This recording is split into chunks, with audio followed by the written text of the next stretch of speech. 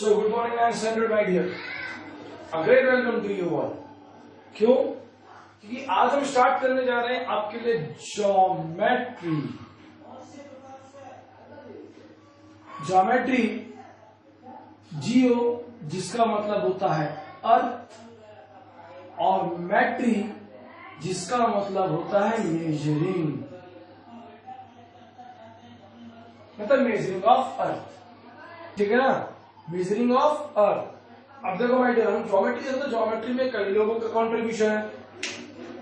हम ग्रीक्स देख सकते हैं, हमारे इंडियंस हो गए, जैसे आर्यभट्टा हो गए, वराहमिहिर हो गए, ब्रह्मगुप्ता हो गए, भास्कराचार्य हो गए, ऐसे ग्रेट साइंटिस्ट हमारे इंडिया के थे। यूक्लिड्स, थेल्स, ये ग्रीक हिस्टोरियन थे। ठीक है, इजिप्ट के लोगों ने पिरामिड बनाया। ठीक है ना, इजिप्ट के लोगों ने क्या बनाया? पिरामिड बनाया। इजिप्ट के लोगों ने पिरामिड बनाया। ठीक है ना, और सोचो उस पिरामिड की खास बात क्या है? और ऐसे तो नहीं बना दिया होगा, उसको बनाने के लिए मेजरमेंट की कितनी ज्यादा जरूरत पड़ी होगी, यह हम अंदाज कर सकते हैं। The measurement of such things are very crucial. ठीक है, तो माय डियर, अब हम मेजरिंग कॉन्सेप्ट में क्या लिखेंगे? जैसे ये क्या है मुझे बताओ, सीधी बात है। आज नहीं तो ये क्या है? What is this? आप बोलोगे सर दिखाई ही नहीं दे रहा है, तो मैं बोलूंगा कि अगर मैं इसको ऐसे dot dot dot dot dot dot dot dot कर दूं,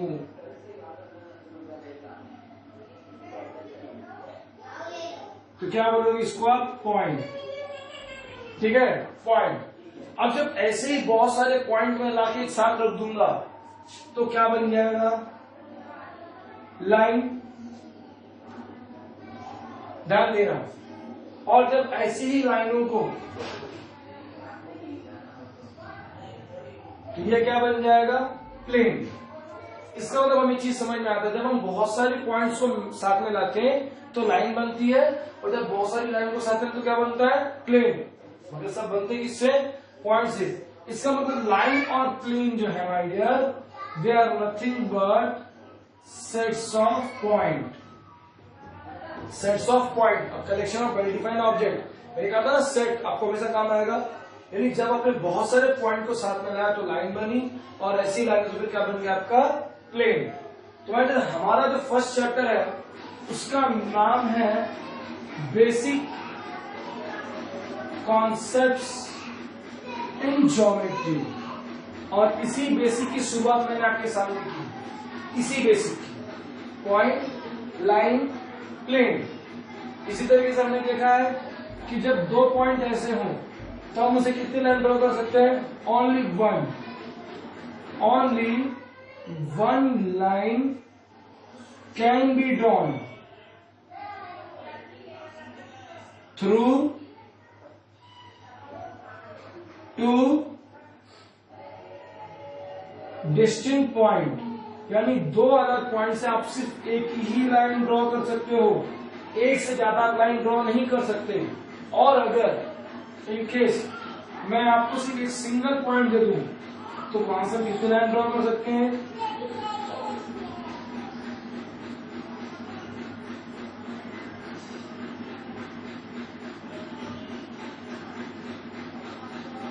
इनफाइनाइट लाइन्स। दैट मीन्स इससे हमने दूसरी बात क्या सीखी कि my dear, we can draw infinite lines can be drawn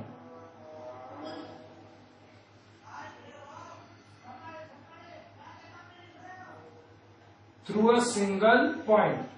infinite line draw, आप इनफाइनाइट लाइन ड्रॉ कर सकते हो सिंगल पॉइंट से। ठीक है, तो पॉइंट, लाइन, प्लेन, ये हमने रूल पढ़ा। अब आप बोलोगे सर इसको तो सेगमेंट कहते हैं। बिल्कुल सही, इसको हम कहते हैं सेगमेंट। मगर हमने कितने पॉइंट यूज किए? दो पॉइंट यूज किए। मैडम ने रूल क्या पढ़ा कि only one line can be drawn through two distinct point. अगर आपके पास दो पॉइंट है, सेगमेंट के इन पॉइंट्स को एंड पॉइंट भी कहते हैं। These points are also known as end points of segment. इसके आगे आप अपनी सेगमेंट को एक्सटेंड नहीं कर सकते हो। और आपने इसी तरह पीछे जैसे लाइन है, इसको आप दोनों साइड से एक्सटेंड कर सकते हो। तो इसी तरीके से एक बेसिक और आता है, इसको हम क्या कहते हैं? पॉइंट। इसे हम कहते हैं रे। क्या कहते हैं इसे? रे कहते हैं। इसके इस एंड पॉइंट को ओरिजिन कहते हैं और ये एरो है। That means it can be extended only in one direction. आप इसको एक्सटेंड नहीं कर सकते, इसको आप दोनों डायरेक्शन में एक्सटेंड कर सकते हो, इसे आप सिर्फ ओनली वन डायरेक्शन में एक्सटेंड कर सकते हो। फिर हमने लाइन, प्लेन, सेगमेंट इन सबको देखे थे। सब क्या है? ये सेट्स ऑफ पॉइंट है। जब हम बहुत सारे पॉइंट को साथ में लाते हैं तो ये बनते हैं। ठीक है, तो मैंने ये बेसिक था। इस बेसिक के आगे अब हम बढ़ते हैं, क्योंकि ये सारा बेसिक हमने स्टैंडर्ड 6 से पढ़ना स्टार्ट कर दिया। 6 से कितना है? या 6 से। ठीक है, आगे बढ़ते हैं माय डियर। अब मैं पॉइंट्स के नॉलेज के पास आता हूं। अब आप देखो, ये 3 पॉइंट है। अगर मैं इनसे लाइन ड्रॉ करूं तो ये तीनों पॉइंट एक ही लाइन में आएंगे। ठीक है, नाम ले लो A B C. So all these 3 points are in the same line. तो बेटे जब आपके तीनों पॉइंट इस तरीके से सेम लाइन में हो तो उनको कहेंगे कॉलिनियर पॉइंट्स। क्या कहेंगे? Collinear points. when two or more than 2 points, 3 or more than 3 points, when 3 or more than 3 points lie in the same line, they are said to be collinear points। और collinear points के बारे में दोनों लिखते हैं ए B सी। इस तरीके से आप देख सकते हो कि यहाँ पर पॉइंट बी का है, बिटवीन में है। पॉइंट बी का बीच में है, तो इनको कोलिनियर पॉइंट बोलते हैं। अब जैसे ही पॉइंट बीच में आया तो इसको हम बोल सकते हैं बिटवीननेस। क्या बोल सकते हैं? बिटवीननेस। दैट मीन्स कि point B is line between point P and C. ठीक है ना, हमने क्या देखा? हमने यहां पर देखा कि point B lies between point A and C. Okay, ये हो गया कोलिनियर पॉइंट्स के बारे में। क्या समझा हमने? कि when 3 or more than 3 points lie in the same line, एक लाइन पर आते हैं तो उसे हम कहते हैं कोलिनियर पॉइंट्स। ठीक है, अब आगे देखते हैं।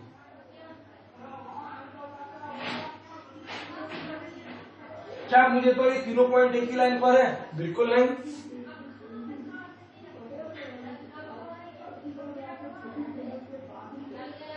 ठीक है, इसको कहते हैं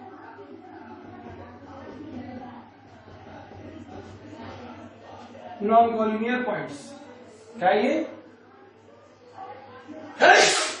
सॉरी, ये नॉन कॉलिनियर पॉइंट्स है। अब मैंने कितने नॉन कॉलिनियर पॉइंट्स थे? 3 नॉन कॉलिनियर पॉइंट्स थे। ठीक है ना? क्या ये स्ट्रेट लाइन में है? नहीं है। तो जो स्ट्रेट लाइन में होगा वो कॉलिनियर पॉइंट्स, और जो स्ट्रेट लाइन में इस तरीके से नहीं वो नॉन कॉलिनियर पॉइंट्स। खास बात क्या है माय डियर, कि अगर मेरे पास 3 नॉन कॉलिनियर पॉइंट्स हो तो उनसे मैं कितनी लाइन ड्रॉ कर सकता हूं? 3 lines. How many lines? 3 lines. कितने लाइन्स? 3 लाइन। 1 2 3। हम 3 लाइन ड्रॉ कर सकते हैं। इसी तरीके से अगर कोई मुझे 4 नॉन कॉलिनियर पॉइंट दे दे, ए बी सी डी, यहां पर हमने कितनी लाइन ड्रॉ कर ली? यहां पर हमने 3 लाइन ड्रॉ कर ली। ठीक है, इसी तरीके से अगर मेरे पास 4 नॉन कॉलिनियर पॉइंट्स है तो वो कितनी लाइन ड्रॉ करूंगा मैं? 1 2 3 4 5 6। How many lines? 6 लाइन। अगर आपके पास 4 नॉन कॉलिनियर पॉइंट्स हैं तो how many lines you can draw? 6 lines. We can draw 6 lines. ठीक है, वैसे ये सारा बेसिक है आपके लिए। All this things are basic knowledge for you. ठीक है, अब इस बेसिक नॉलेज के बाद मैं थोड़ा आगे बढ़ता हूं। ठीक है ना, अब इस बेसिक नॉलेज के बाद मैडम थोड़ा आगे बढ़ते हैं। क्लियर हो गया ये? चलो आगे बढ़ते हैं my dear.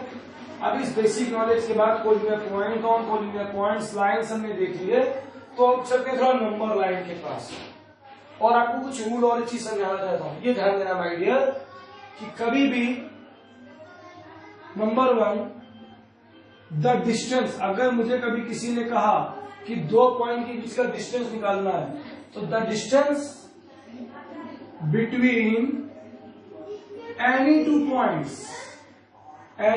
points cannot be negative, ये ध्यान देना, कभी भी दो पॉइंट्स के बीच का डिस्टेंस नेगेटिव नहीं होता, नंबर 1। नंबर 2, व्हाइल सबट्रैक्टिंग, जब हम कभी भी सबट्रैक्टिंग करते हैं किसको, अभी भी देखो ये क्या है, नंबर लाइन है, इसको आप क्या बोलोगे, नंबर लाइन, 0 1 2 3 4 ABCD, यहां पे O लिख दो, PQRS ले लो, -1 -2 -3 -4, ठीक है। अब हमने कर दिया। अब अगर मुझे पॉइंट B और P, या चलो B और Q, इनके बीच का डिस्टेंस निकालना, तो कैसे करेंगे, देखो मैं रूल लिख रहा हूं उसके पहले, while subtracting smaller coordinate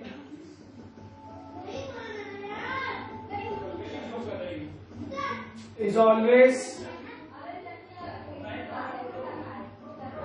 subtracted from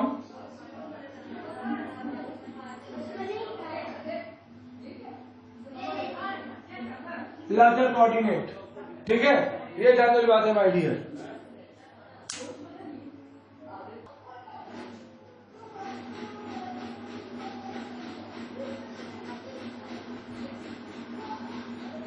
okay, चलिए माय डियर आगे बढ़ते हैं। जो मैंने को रूल सिखाया, अब उस रूल को अप्लाई करने का टाइम आ गया। कैसे, जरा वो देखो, समझो मुझे टीचर ने क्वेश्चन दिया find the distance between B and E, तो कैसे करेंगे, जरा ध्यान से लिखते हैं, ठीक है। तो सबसे पहले कोऑर्डिनेट लिखेंगे, कोऑर्डिनेट, अब ये भी समझने की बात है, ध्यान रखना माय डियर, ये जो ऊपर मैंने अल्फाबेट लिखे इन्हें पॉइंट्स कहते हैं, और जो नीचे नंबर लिखे हैं उन्हें कोऑर्डिनेट कहते हैं। वरना कई बार बच्चों को मालूम ही नहीं था कोऑर्डिनेट किसे कहते हैं। तो ऊपर जो ये आपको अल्फाबेट दिख रहे हैं पॉइंट्स है, और उनके नीचे नंबर लाइन है, ठीक है। तो लिखते हैं coordinate of point B and E is 2 and 5 respectively, ठीक है। वो coordinate of point B and E is 2 and 5 respectively. As, अब देख सकता हूं मैं क्या, कि 5 इज ग्रेटर देन 2, मैंने कहा था ना हमेशा बड़े नंबर में से छोटा नंबर सब्ट्रैक्ट करते हैं, बड़ा कौन है, 5, therefore distance B, E is 5 - 2 = 3, सब खत्म, बस इतनी करना है।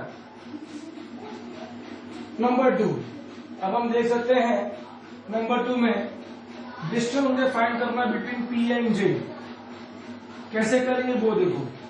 सबसे पहले हम लिखेंगे coordinate of point P and J इस P का कोऑर्डिनेट क्या है, -, एंड J का क्या है, -2 रिस्पेक्टिवली। अब यहां पर आते हैं, अब माइनस वाले नहीं होता, कई बार बच्चों को कंफ्यूजन होता है, क्योंकि हम क्या बोलते हैं पॉजिटिव वाली, क्योंकि नंबर लाइन की सेकंड नंबर पॉजिटिव है, तो पॉजिटिव साइड में जो नंबर बाद में आता है वो बड़ा होता है, नेगेटिव में उल्टा होता है, जो नंबर बाद में आता है वो छोटा होता है। इसका मतलब -4 छोटा और -2 बड़ा है, that means -2 is greater than -4, -2 is greater than -4, so therefore distance of PJ, हम बड़े नंबर में से छोटा नंबर माइनस करेंगे तो बड़ा नंबर कौन है, -2, -2 में से -4 को माइनस करेंगे, सो -2 +4, 4 में से 2 माइनस किया तो 2, समझे। तो मैंने इस तरीके से हमको सम करना है, बिल्कुल हार्ड नहीं, बस इतना ही हमारा सम है। ओके, तो ये हमारा क्वेश्चन नंबर 1 के 2 सम मैंने लिखे हैं, बाकी किसकी कौन करेगा, आप करोगे, ठीक है ना। क्वेश्चन नंबर 1 में 8 सम्स है, 2 सम मैंने लिखे आपको समझाने के लिए, रिमेनिंग आपको करने हैं। अपन क्वेश्चन नंबर 2 के पास चलते हैं, ठीक है। क्वेश्चन नंबर 2 में क्या कहता है, if the coordinate of A is X and that of B is Y, find distance A B. Madam हमें एक्स और वाई दोनों का कोऑर्डिनेट दिया हुआ है, एक्स का वैल्यू 1 दिया है, वाई का वैल्यू 7, यानी बड़ा कौन है, यानी यहां पर हमारा बड़ा है y, y is greater than x, therefore distance of a to b is y minus x, 7 minus 1 6, this is 6, ठीक है।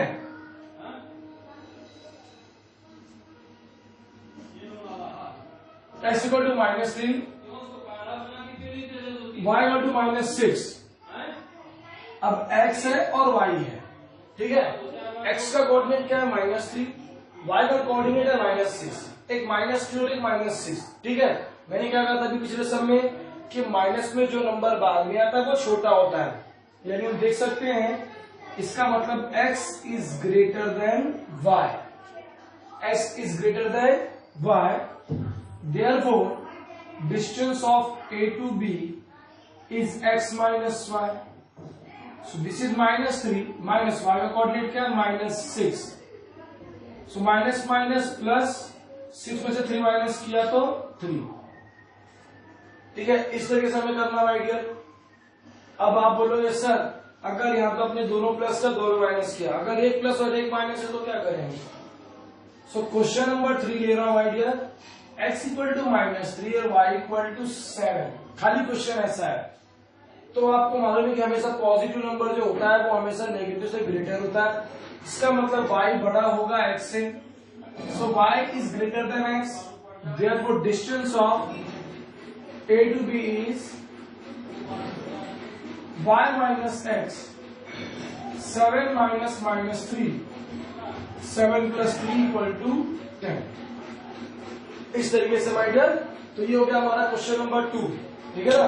क्वेश्चन नंबर 2 आपको इस तरीके से करने हैं, 3 सम्स मैंने किए, रिमेनिंग से सम्स कौन करेगा, आपको लोग। अब मैं आगे बढ़ता हूं बच्चों,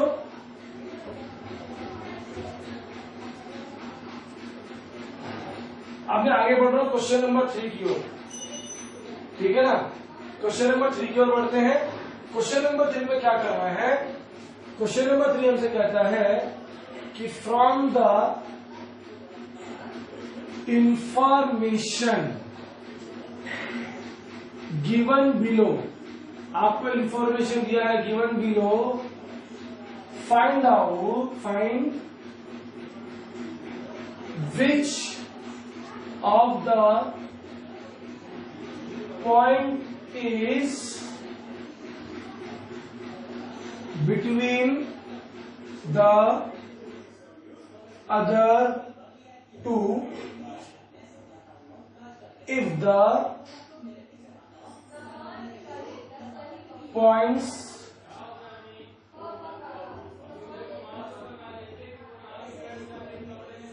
are not collinear state. So आपको बताना कि वो कोलिनियर है या नहीं है। आप कैसे करेंगे जरा वो देखते हैं। पी आर 7 है, पी क्यू 10 है और क्यू आर क्या है 3, ठीक है, ये देखना है। अब हमें यहां पर क्या देखना है कि सबसे पहले हमें देखना है सबसे बड़ा कौन है। सबसे बड़ा कौन है, पी क्यू सबसे बड़ा है, so distance of P to Q is 10, हो गया। अब छोटा कौन है, वो जो छोटे उनको ऐड करना है। Distance of P to R plus distance of Q to R, 7 plus 3, 7 plus 3 कितना हो गया 10। अब हम देख सकते हैं जो सबसे बड़ा डिस्टेंस है वो और जो दो छोटे उनको ऐड करने के बाद सेम आया 10 10। So as distance P R plus distance Q R is equal to distance of P Q. तो हम यहां ध्यान से देखें कि मतलब पी क्यू यानी पी के एक्सट्रीम पॉइंट हो गए, पी से आर प्लस क्यू आर यानी आर बीच में आ रहा है। So therefore point R lies between point P and Q. Therefore, point P R Q are collinear. मालूम पड़ा क्या करना है?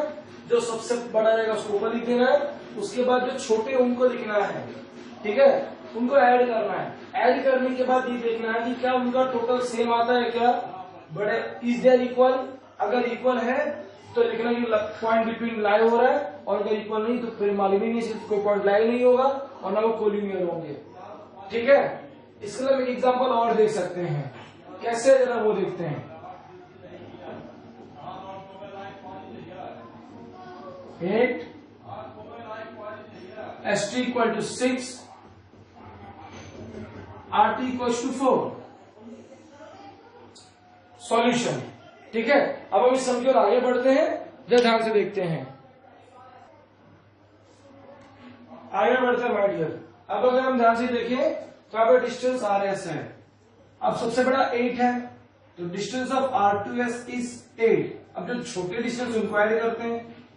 Distance of ST plus distance of RT, 6 plus 4 equal to 10। क्या इक्वल आया? नहीं आया। As distance of ST plus distance of RT is not equal to distance of RS. Therefore, see now, the points are not collinear. समझे? Therefore, points are not collinear. हमें ऐसे ही solve करना है, ठीक है ना बच्चों। ये हो गया हमारा क्वेश्चन नंबर 3, ठीक है, ये हो गया हमारा क्वेश्चन नंबर 3। अब आगे सुनना, क्वेश्चन नंबर 4 और 5 सेम है, तो मैं क्वेश्चन नंबर 4 करूंगा, 5 आप सॉल्व करोगे, ठीक है ना। तो क्वेश्चन नंबर 3 आपने देख लिया कैसे सॉल्व करना है। चलिए आगे बढ़ते हैं। नाउ क्वेश्चन नंबर 3 के बाद मैंने आपसे कहा क्वेश्चन नंबर 4 और 5 दोनों सेम है, दोनों सेम है, ठीक है। सो क्वेश्चन नंबर 4 के पास चलते हैं। On A number line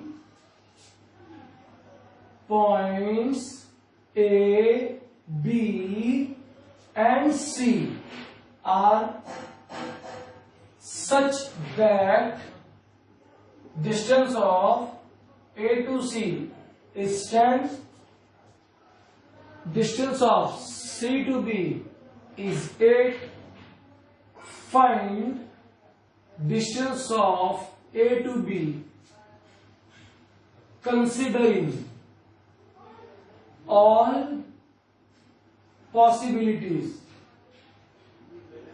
considering all possibilities। ध्यान देना भाई, क्वेश्चन नंबर 4 में लिखा है और पॉसिबिलिटी, क्वेश्चन नंबर 5 में नहीं लिखा है, इसलिए आपको दिमाग लगाना है। सेम इसी तरीके से करना है।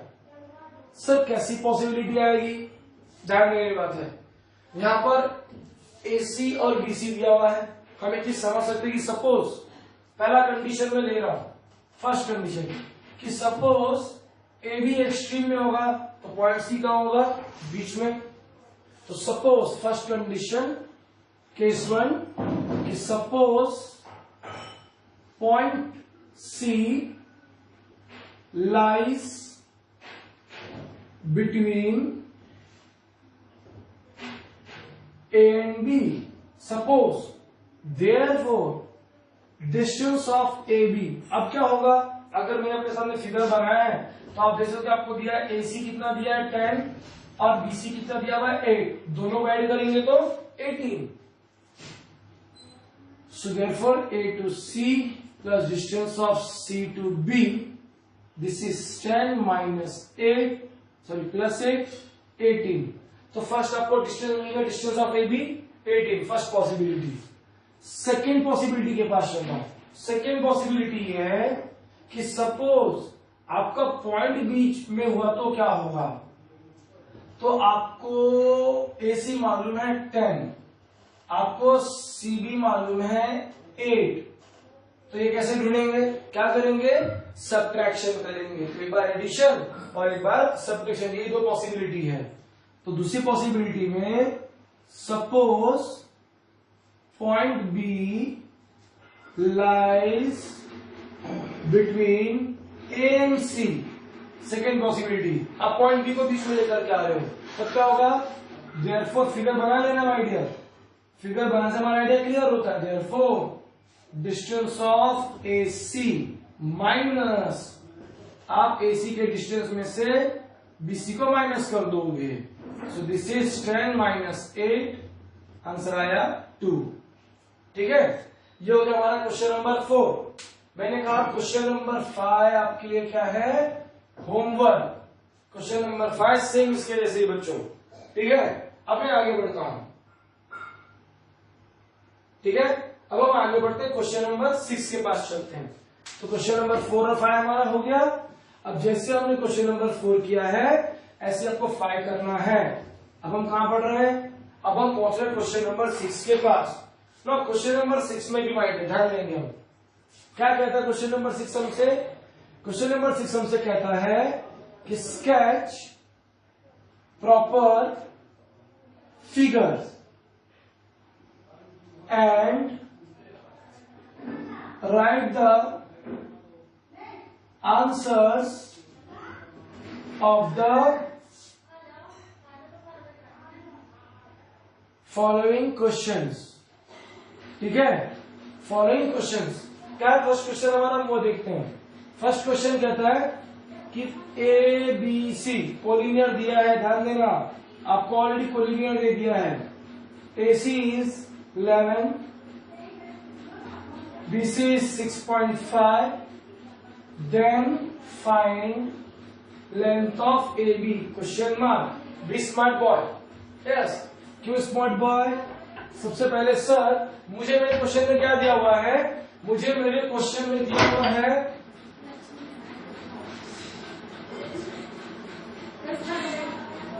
मेरे question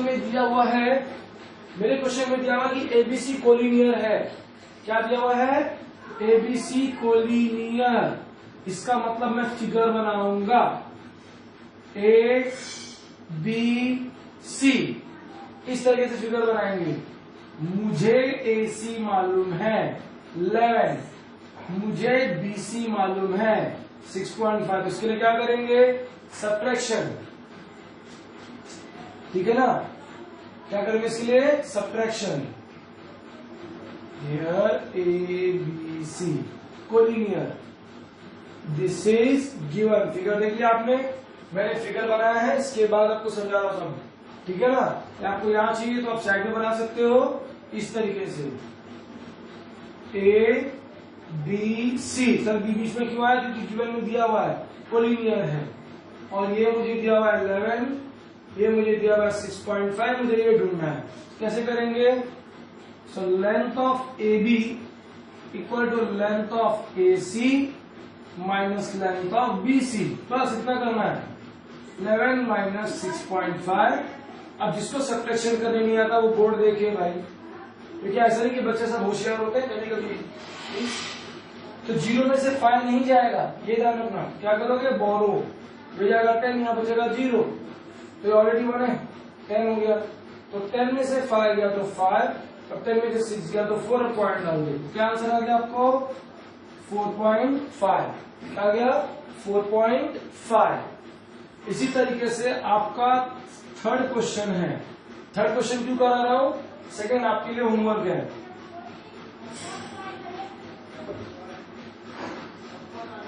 if X Y Z and length of X Z is 3√7, ये आपने सब्ट्रैक्शन के लिया, मैं इसे रख कर रहा हूं। ठीक है, if this is √7, length of xy is √7, then length is yz question mark. ठीक है, वापस से मैं फिगर बनाऊंगा।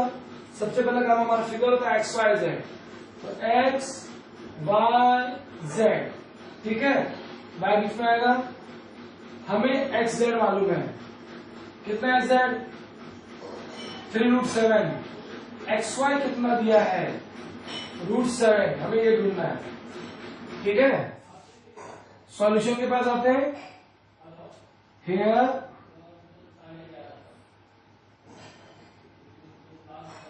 given, therefore length of क्या ढूंढना मुझे, yz. So yz equals to length of xz minus length of xy. Okay, इसे कैसे करना है माय डियर? अब ध्यान से देखो, xz आपको दिया हुआ है 3√7 माइनस √7, इसका भी कुछ नहीं, क्या मतलब 1। ध्यान दो बच्चों इसी को, जब रूट के अंदर का नंबर सेम होता है तो हम माइनस कर सकते हैं, मगर अंदर अंदर माइनस नहीं होता है, बाहर के नंबर माइनस होते हैं। तो 3 माइनस 1 2√7, रूट वाला माइनस नहीं होता, ध्यान रखना, ऐसे वो अंदर ही रहेगा, इसके बाहर के नंबर माइनस होते हैं।